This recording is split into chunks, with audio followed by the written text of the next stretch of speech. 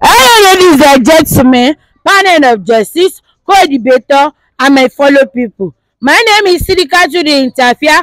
Me, I want to interfere the man, Baba Dudu Sibelegbe mi. Hello, the man, kí ló kọ yín? Benedict Ayola, Ben lorúkọ mi. The man name is Benedict, huh? The man. Ṣé mọ́ yẹ ẹ̀gbẹ́? Mo ń yàgbẹ́ dáadáa.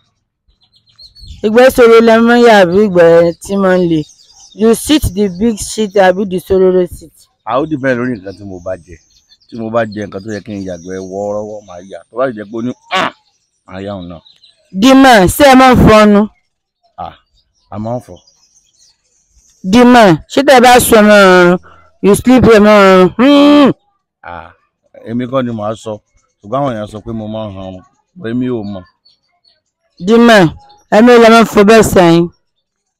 Èmi kọ́ mo máa ń fọ, wọ́n bá mi fọ ni. Ṣé ẹ yọ lẹ́yìn? Kì í ṣe kí mo yọ̀lẹ̀, mo ràánú gbà ni. Washing machine wà tí ń bá mi fọ. So àwọn èèyàn ni Ọlọ́run sì ń lò. So èmi kọ́ ni mò ń fọ.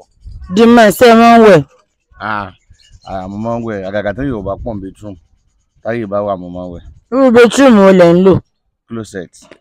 Àwọn tó wá fi táìsì sí yẹn náà máa ń pè ní closet. Mo máa ń wẹ̀ ńbẹ̀. The man, ṣé ẹ máa ń wọ bàtà? Mo máa ń wọ̀ lẹ́ẹ̀kọ̀ọ̀kan.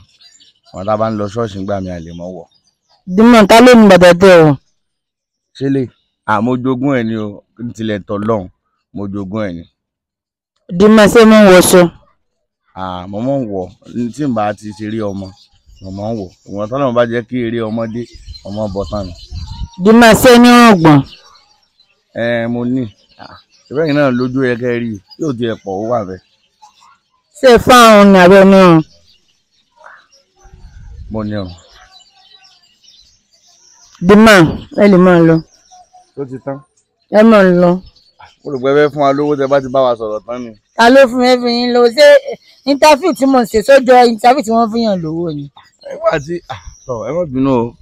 Ṣé ẹ máa ń lo pef? Ẹ̀kọ̀ọ̀kan. Ẹ máa lọ. Ẹ ṣé o. Ó dàbọ̀ o. Ẹ ṣé o.